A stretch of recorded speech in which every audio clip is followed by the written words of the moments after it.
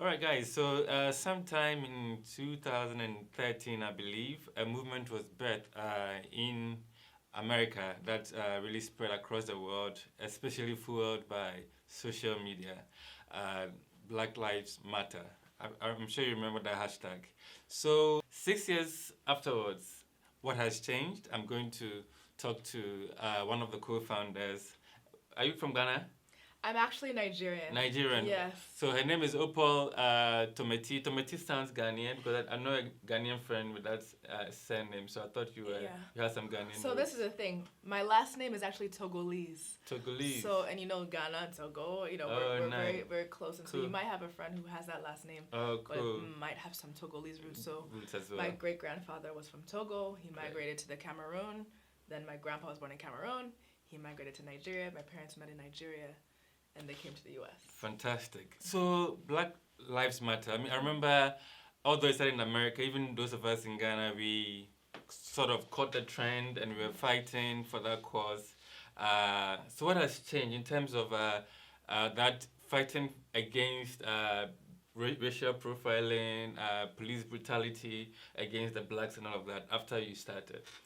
So a lot has changed, but I think what I'd want to first just start out by saying is that the movement was really inspired by people's experiences, their everyday experiences, witnessing so many types of injustices in their own personal lives, but also, watching it unfold on television. And so seeing unarmed black people, children, women, men being gunned down with impunity by police or vigilante or some kind of self-ascribed security guard who really doesn't have the authority to be engaging in that way. We were just tired of it. And we kept seeing this time and time again. We were seeing the frequency with which it was happening. These are things that we had known for some time, but the fact that we could have video footage, you have your cell phone, people are documenting it on their own, you have this video footage, and it's being streamed quite literally into your own phone, so you get to watch and consume it, or you're seeing it on your computer, or you're seeing it on the television. I think people were extremely traumatized, we were extremely pained, and at the same time we were very outraged. We were upset that this would be happening in this day and age, in the 21st century, with all the good, with all the news about, we're being post-racial, we have a black president, we have Oprah Winfrey, we have all these, black celebrities who are successful. There was this notion that, black people, you've arrived, you don't need to talk about anything else, you have a black president, so stop talking about race and racism. But it was just way too clear to us that anti-black racism, specifically in the United States, was still alive and well and needed to be addressed, needed to be dealt with, and that the senseless killing of unarmed black people day in, day out, almost every other day in the United States this is happening. We just knew that we had to do something completely different. We knew, and so myself and two other brilliant women helped to start Black Lives Matter. But I also, I don't like to take so much credit for it, because I think I bought the domain name, I started the social media handles, and it's, encouraged other organizers around the world to, and around the United States to use Black Lives Matter, and worked on it strategically. But it's really that people were tuned into who they are, right? People were tuned in to what was taking place, and they wanted to take action. And so to me, it's really important to acknowledge that there are people of conscience, people who are looking at their family members, looking at their children, saying, I don't want this kind of life for my child. And for me, on a very personal level, I started Black Lives Matter because my youngest brother was 14 years old at the time. And I couldn't imagine that my 14-year-old brother would have to see such violence happen, right? Such violence, and to see it time and time again in the media, and also to see that we don't have justice. We have no semblance of justice. And so specifically what inspired us to write, Black Lives Matter the first time was Trayvon Martin, a 17-year-old boy who was gunned down by a self-ascribed security patrolman in his own neighborhood, George Zimmerman, racist guy. He stalked this teenager. He stalked him in his own neighborhood where his dad lived. and where he lived and where he was going to go watch the basketball game. He stalked this boy and killed him. And I just remember sitting there learning about the case, learning about how finally George Zimmerman was on trial, but then it felt as though Trayvon Martin was on trial for his own murder. It's just crazy. It's crazy. This kid is on, he was the one who was killed. And then I was outraged when I found out that he was acquitted. And I just knew that I didn't want to live in a world where this was the end of the story, right? Like, I could not imagine that this was going to be it. And I wanted to do work to ensure that this wasn't the end of the story, that we had people who tell another story, and we have an alternate ending to this. And so what was great is that I wasn't the only one. I am an organizer, right? So I work and I advocate alongside people. I've been doing that for many, many years, work on racial justice issues, working on immigration issues. But there are countless people around the world who also were doing the same. And so we, essentially teamed up and were able to create a platform that allowed us to harness our voices, amplify our voices, and get a message out there that was different. Because, like I was saying, it could have just been, oh, George Zimmerman was acquitted, end of story, that's it. But we're saying no, never. Great. And the great thing about starting a movement like this is sometimes you don't even know how it's going to end. And I believe it has triggered a lot of things. Looking back, what were some of the things that you can say, giving that people that voice, that togetherness you've been able to achieve together with this movement? So I think what's been so powerful about Black Lives Matter is that it was first and foremost a love message to us, right? It was a message first and foremost for Black people, and just to say, like, hey, we affirm our existence. Our lives actually matter despite all of what we see. We have to have a sense and a knowledge deep within our bones that we matter, and so that we don't have to take this nonsense. We don't have to take this kind of violence that's being exacted on us. And so I think what's been powerful about it is that people get that. And I think there's a sense of pride and a sense of real dignity that is clear now that might not have been as palpable before. I think there's something so vibrant that's happening in the culture. And so it's not only that there's activists or organizers or people who are like civil rights organizations or things, but everyday people who might not have been engaged in any kind of social issue activism before are saying, you know what, this is for me too. Like, I have a responsibility as well to speak up in my workplace, at my church, at my synagogue, at my mosque, wherever I'm at, I can use my voice. And so there's something so beautiful that's happening. There's been a cultural shift where people are realizing that no, I do matter, right? And that there's anti-Black racism that exists in the world and exists everywhere. It's so pervasive that it's not just about police brutality, right?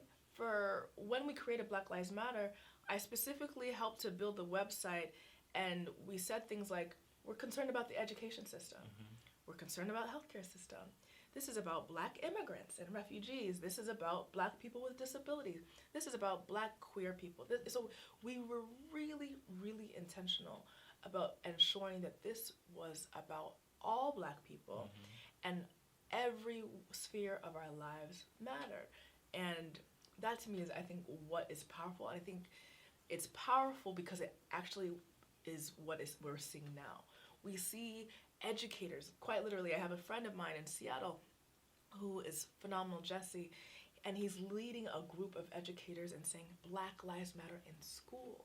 So how do we change our curriculum to ensure that Black kids are being taught in a way that includes their history, in a way that includes messages about civic engagement, that includes messages about their own ability to advocate for themselves in various ways. And that is part of our education system. How can we encourage the youth to think critically and act critically? This conversation, has it become more difficult for you now when you have a president who sort of sometimes pushes it to the point where there's like he's advocating for white supremacy? Is it particularly difficult under Trump? Yeah.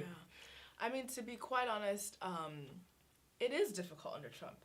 I think it's difficult under Trump because what he has done is he's emboldened white supremacists, nativists, neo-Nazi groups.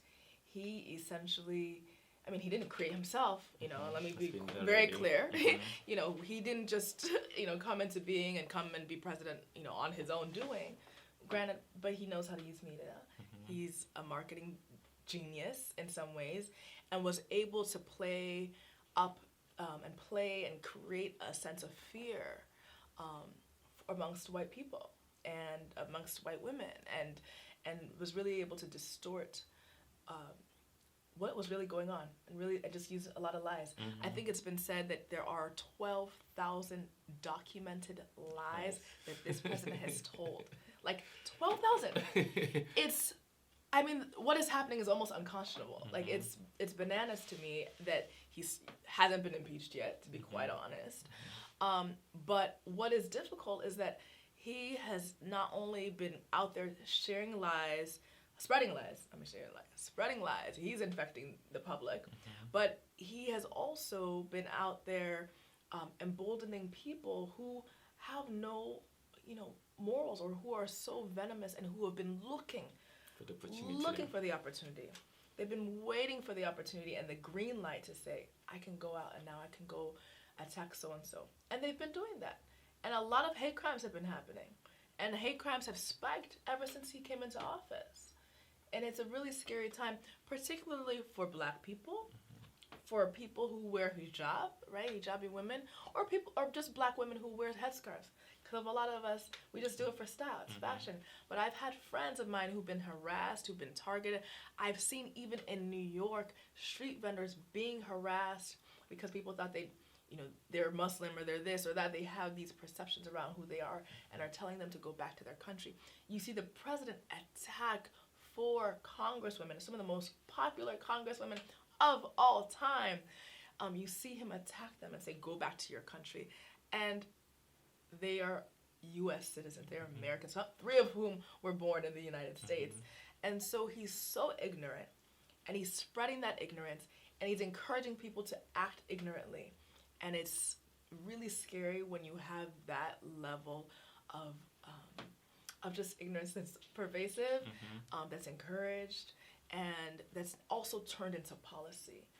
And so, a lot of the work I do, and I shared earlier briefly, that is also around immigration. And so we're seeing at the U.S.-Mexico border and beyond the ways in which families are being torn apart. They're being ripped apart from each other. And children are being sent into camps. And people are being sent into cages with no ability to shower or clean themselves, no toothbrush. It's unconscionable that in the year 2019 that you would have the United States of America be engaged in such barbaric behavior on a policy and practice level. It's really painful. It's really painful. It sets a very, very bad precedent, not only for what's happening in the U.S., but around the world. And it emboldens some of the countries that might not have had the same or best practices to also engage in really violent behavior against some of the most vulnerable people on the planet. And so, it makes the work extremely difficult. But at the same time, we've seen people come out the woodworks to support. So the movement's growing. And we're, in fact, the majority. We are actually the majority of the people, our values and our beliefs, where we say, no, we can have a democracy that works for everybody. We can have a multiracial democracy that works for everybody. No, we can work and operate on the international stage and engage in foreign policy in a way that's just and dignified. And that's the majority of the people who believe that. The challenge was our electoral system, right?